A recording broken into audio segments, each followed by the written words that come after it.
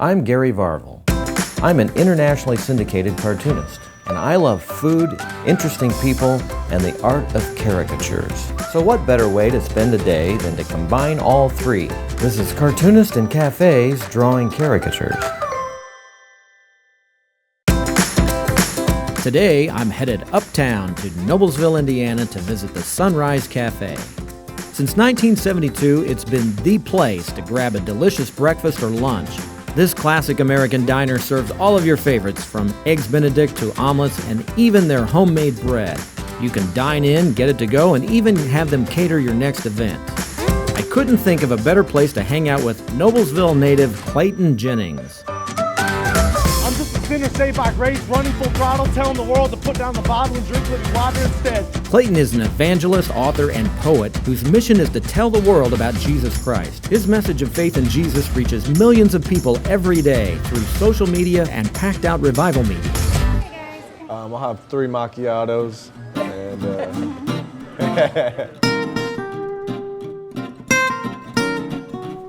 I knew your grandpa before I knew you. Oh, did you really? Your grandfather was quite the poet.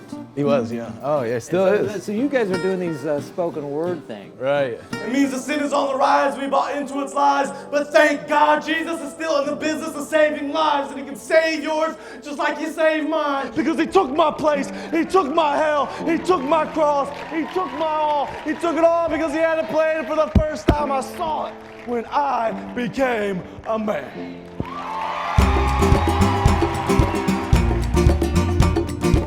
So people will say, oh, you're a great rapper. And I think, I'm not rapping. And you put on a beat, I'll sound like the corniest dude alive.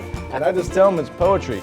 But it's a weird thing because everyone thinks it's like some new trendy thing, spoken word. And I like adding that in here and there. But it's not. I mean, there's nothing new under the sun. And that's something that Grandpa used to do. And even his dad, my great-grandpa. Oh, I didn't know that. Yeah, he had a book of poems that I got when I was a little kid. So he started the whole trend. It just came down to skip my dad. He doesn't have a rhythm and can't rhyme. And then it came to me. And Don, my brother. Yeah, I know. He does it as well. It's just poetry. I think people think it's more than what it is, but it's just poetry.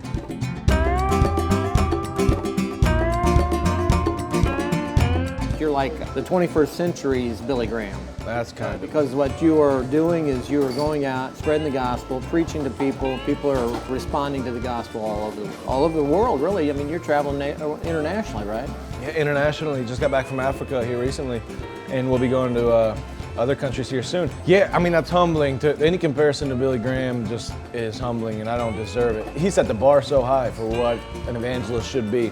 And I've looked up to him since I was a kid. I remember in 1999, I went and saw Billy at the RCA Dome downtown. I was there too. Oh, were you really? I was. Yeah, I think we sat together, didn't we? No.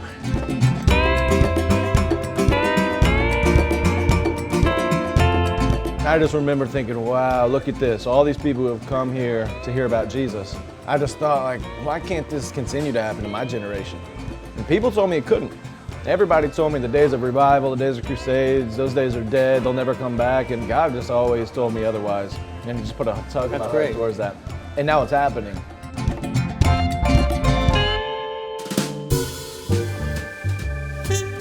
There's got to be some crazy things happen when you travel that much. Oh, you wouldn't believe it. Things go wrong. Things go wrong all the time. All the time. I was in Zimbabwe, and they stole all my Jesus, Jesus, Jesus merchandise, and they stopped me in customs. So I got these guys over here in the corner who are taking these little things and scraping the letters, and they think for sure there's cocaine in there. And I'm like, you're not gonna find anything. And not that I'm hiding anything, it's just not there. And I just imagine that being all over the press, like, evangelist busted with cocaine Jesus shirts. But they took all my gear. You got all these like African kids running around in Jesus shirts right now. Well, that'd be cool. So, it worked out. As a cartoonist, my stuff gets out there. I'm in opinion journalism. My opinions don't line up with a lot of other people's, so I get a lot of criticism. So what kind of criticism, judgment do you get? Everything. Get called Scarf Boy a lot. No, I get judged on the way I look, the way I dress. I gotta admit to you that when I came here today, I didn't know what I was gonna see, because I didn't know. I've seen you with the glasses, you got the hat thing going on, sometimes a beard, sometimes not, sometimes a long hair. Oh, I thought about wearing a wig, but I decided to. The Bible says a soft answer turns away wrath. I had a guy contact me one time and said, you ought to be embarrassed. Your cartoon today was just an embarrassment. It's horrible. So I wrote him back and I said, obviously you're not paying close attention. I've drawn a lot worse than this. Look at you, yeah. And then he wrote me back and said, okay, that's hilarious.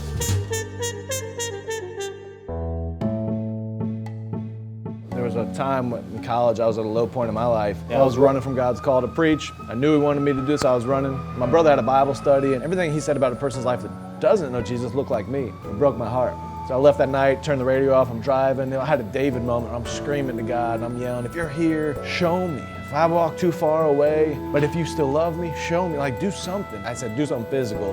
Car crash, rock me, shake me, wake me, disease. The next day, my brother and I were driving, and out of nowhere, we got T-boned by a lady going 55 miles an hour without tapping the brakes. Boom, the car starts spinning, and we almost hit a semi. I thought the car was on fire. I beat the door to get out of it. Christian tracks start falling from the sky. It came from your car? They came from the car.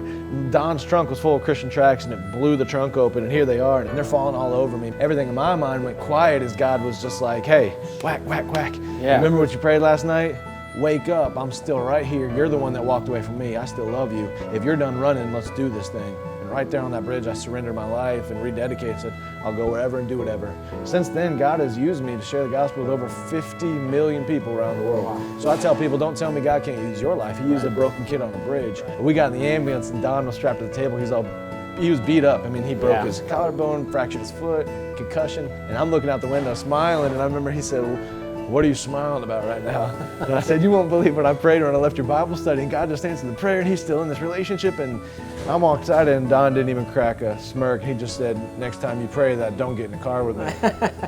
But he beat me up so much growing up that he had it coming. And when you can't beat your brother up, you pray for a car crash. That's what I found. Wow. It's about the truth of the gospel, and that will not return void. Sometimes when you travel, physically, it'll exhaust you. You're going for hours, you're speaking for an hour, and there's hours of meet and greet. And there was a time when the ministry was like kind of in its early stages, and I remember no one quite understood what I was doing. And I was taking heat from every which side. And I remember I was in the basement of a big cathedral. I was about to go upstairs and preach, and I just thought, where is everybody? And where are my friends? And where is God?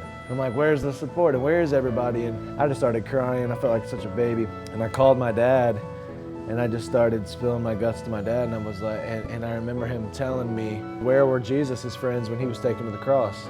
Because they all ran away. He didn't have anybody. That's good. And it was kind of just a punch to the gut, which I love the fact that he would do that and not just, rub my back, but say, hey, son, suck it up and get out there.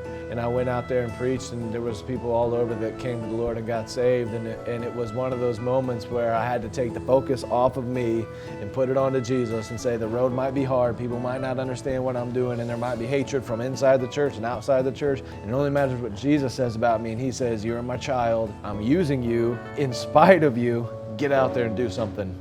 And He set me on fire, and I've not looked back since that day. I'm always careful with saying this is a miracle or a sign of God. Girls and women will tell me all the time in meet and greet lines, or they'll meet, God gave me a dream and we're gonna get married. And I said, God didn't give me that dream, hold up, chill for a second. And moms, God told me you're gonna marry my daughter. I said, God didn't tell me that, so be careful, be careful. We were in the Jordan River one time. My dad was baptizing people there. In Israel? In Israel. And my brother and I were in the water helping people get in. And here was this lady, she had beautiful black hair, been with us the whole trip. She gets in the river, and Dad goes to dunk her, and he dunks her with her beautiful black hair, and there goes the beautiful black hair floating down the river. It came right off her head. And I remember my dad said, boys, go get her hair. And we started swimming down the river and grabbed her hair and brought it back and just blopped it on her head, and there it was. It was actually an animal that you picked up by mistake. Yeah, it was an animal. Here we go. Hey, look at that. I've got you in a Tim Tebow position. Oh, look at that. You're doing the Tim Tebow and you're holding up the word. That is awesome. This was by far the funnest interview I've ever done.